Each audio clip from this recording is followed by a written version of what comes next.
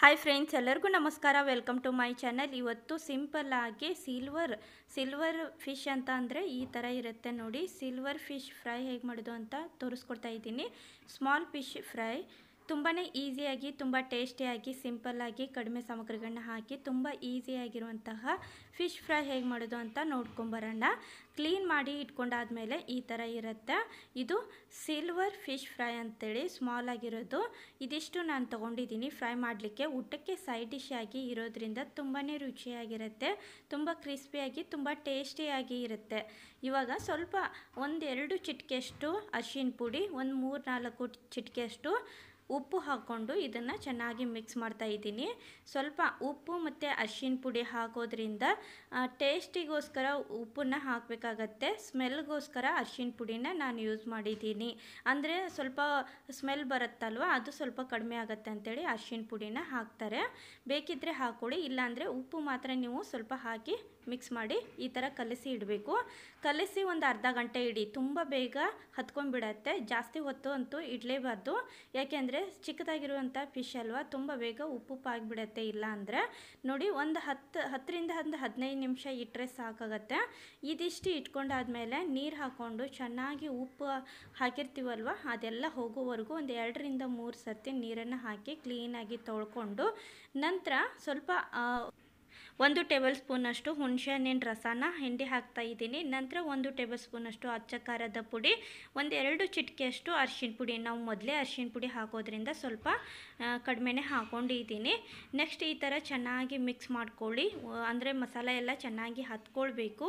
ತುಂಬಾ ಟೇಸ್ಟಿಯಾಗಿರುತ್ತೆ. ಈ ಥರ ಸಿಂಪಲ್ಲಾಗಿ, ಜಾಸ್ತಿ ಸಾಮಗ್ರಿಗಳಂತೂ ಇಲ್ಲವೇ ಇಲ್ಲ. ಈ ಥರ ಮಿಕ್ಸ್ ಮಾಡಿ ಒಂದು 10-15 ನಿಮಿಷ ಹಾಗೆ ಇಟ್ಬಿಡಿ. ನೋಡಿ, ಈ ಥರ ಮಸಾಲೆ ಎಲ್ಲ ಹತ್ಕೊಳ್ಬೇಕು.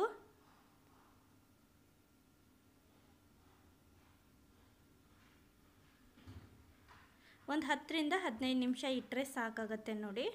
ಅಂದರೆ ಉಪ್ಪು ಖಾರ ಹುಳಿ ಎಲ್ಲ ಹತ್ಕೊಂಡಿರುತ್ತೆ. ನೆಕ್ಸ್ಟ್ ಇವಾಗ ಒಂದು 15 ನಿಮಿಷ ಆದಮೇಲೆ ತೆಗೆದುಬಿಟ್ಟು, ಇಲ್ಲಿ ನಾನು ಸಣ್ಣ ರವೆ ತೊಗೊಂಡಿದ್ದೀನಿ ಹಚ್ಚಲಿಕ್ಕೆ, ಫ್ರೈ ಮಾಡಲಿಕ್ಕೆ. ಸಣ್ಣ ರವೆ ಇಲ್ಲಾಂದರೆ ಅಕ್ಕಿ ಹಿಟ್ಟನ್ನು ಯೂಸ್ ಮಾಡಿ, ಕ್ರಿಸ್ಪಿಯಾಗಿ ಎರಡೂ ಕೂಡ ಚೆನ್ನಾಗಿ ಬರುತ್ತೆ. ಅಕ್ಕಿ ಹಿಟ್ಟು ಇದ್ದರೆ ಅಕ್ಕಿ ಹಿಟ್ಟಲ್ಲಿ ಮಾಡ್ಕೊಳ್ಳಿ, ಇಲ್ಲಾಂದರೆ ಈ ಥರ ಸಣ್ಣ ರವೆ ಇದ್ದರೆ ಸಣ್ಣ ರವೆಯಲ್ಲಿ ಮಾಡ್ಕೊಳ್ಳಿ. ನೆಕ್ಸ್ಟ್ ಇಲ್ಲಿ ನಾನು ತವಾನ ಮೊದಲೇ ಕಾಯ್ಲಿಕ್ಕೆ ಇಟ್ಕೊಂಡಿದ್ದೆ. ಸ್ವಲ್ಪ ಎಣ್ಣೆ ಕೆಳಗಡೆ ಹಾಕ್ಕೊಂಡು ತವಾ ಮತ್ತು ಎಣ್ಣೆ ಎರಡೂ ಚೆನ್ನಾಗಿ ಕಾದಾದ್ಮೇಲೆ ಇವಾಗ ನೋಡಿ, ಈ ಥರ ರವೆಯಲ್ಲಿ ಪ್ರೆಸ್ ಮಾಡಿ ಫಿಶನ್ನು ಹಾಕ್ತಾಯಿದ್ದೀನಿ ಫ್ರೈ ಮಾಡಲಿಕ್ಕೆ. ತುಂಬಾ ಜಾಸ್ತಿ ಟೈಮ್ ಅಂತೂ ತೊಗೊಳ್ಳೋದೇ ಇಲ್ಲ, ತುಂಬ ಬೇಗ ಫ್ರೈ ಆಗಿಬಿಡುತ್ತೆ.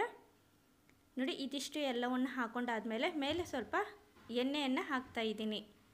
ಸ್ವಲ್ಪ ಎಣ್ಣೆ ಸ್ವಲ್ಪ ಜಾಸ್ತಿನೇ ಬೇಕಾಗತ್ತೆ, ಅಂದರೆ ಎಣ್ಣೆಯಲ್ಲಿನೇ ಫ್ರೈ ಆಗೋದ್ರಿಂದ ಸ್ವಲ್ಪ ಸುತ್ತು ಕಡೆ ಎಲ್ಲ ಎಣ್ಣೆ ಈ ಥರ ನೋಡಿ ಸಣ್ಣ ಉರಿ ಇಟ್ಕೊಂಡು ಫ್ರೈ ಮಾಡ್ಕೊಳ್ಳಿ. ಇವಾಗ ಒಂದು ಸೈಡಲ್ಲಿ ಫ್ರೈ ಆದಮೇಲೆ ಇವಾಗ ಹೊಳಿಸ್ತಾ ಇದ್ದೀನಿ ನೋಡಿ. ಸ್ವಲ್ಪ ಕಲರ್ ಚೇಂಜಸ್ ಆಗಬೇಕು, ಬ್ರೌನ್ ಕಲರ್ ಬಂದರೆ ಸಾಕು. ನೋಡಿ, ಈ ಥರ ಕೆಂಪಗಾಗೋ ಥರ ಫ್ರೈ ಮಾಡ್ಕೊಂಡ್ರೆ ತುಂಬಾ ರುಚಿಕರವಾಗಿರುವಂತಹ ಸಿಲ್ವರ್ ಕಲರ್ ಮೀನಿನ ಫ್ರೈ ರೆಡಿ ಆಗತ್ತೆ. ಸಿಲ್ವರ್ ಮೀನು, ಸ್ಮಾಲ್ ಆಗಿರುವಂತಹ ಸಿಲ್ವರ್ ಮೀನಿಂದ ಫ್ರೈ ರೆಡಿ. ನೋಡಿದ್ರಲ್ವ, ಇವಾಗ ಉಳಿದಿರೋದು ಎಲ್ಲವನ್ನು ಈ ಥರ ನೋಡಿ ಹೊಳಸಿ ಹಾಕ್ತಾಯಿದ್ದೀನಿ. ಜಾಸ್ತಿ ಉರಿ ಇಡಬಾರ್ದು, ಮೀಡಿಯಮ್ದಲ್ಲಿ ಸಣ್ಣ ಉರಿ ಇಟ್ಕೊಂಡು ಇದನ್ನು ಫ್ರೈ ಮಾಡ್ಕೊಳ್ಳಿ.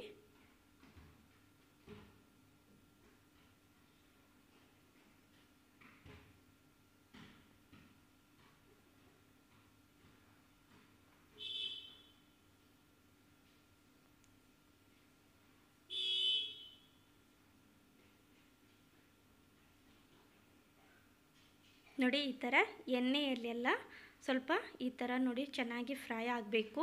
ನೋಡಿ, ಇವಾಗ ಫ್ರೈ ಆಗಿದೆ ನೋಡಿ. ಇದಿಷ್ಟು ಫ್ರೈ ಇದ್ದರೆ ಸಾಕು, ಜಾಸ್ತಿ ಅಂದರೆ ಕಪ್ಪಾಗಿಬಿಟ್ರೆ ಚೆನ್ನಾಗಿ ಹತ್ತಂಗಿಲ್ಲ ತಿನ್ನಲಿಕ್ಕೆ. ನೋಡಿದ್ರಲ್ವ, simple recipe silver fish fry ready ಆಯಿತು. ಇದೇ ಥರ ನೀವು ಕೂಡ ಸಿಲ್ವರ್ ಫಿಶ್ ಇದ್ದರೆ ಟ್ರೈ ಮಾಡಿ, ತುಂಬಾ ರುಚಿ ಇರುತ್ತೆ. ಈ ರೆಸಿಪಿ ಇಷ್ಟ ಆದಲ್ಲಿ ಲೈಕ್ ಮಾಡಿ, ಶೇರ್ ಮಾಡಿ, ಸಬ್ಸ್ಕ್ರೈಬ್ ಮಾಡಿ. Thank you.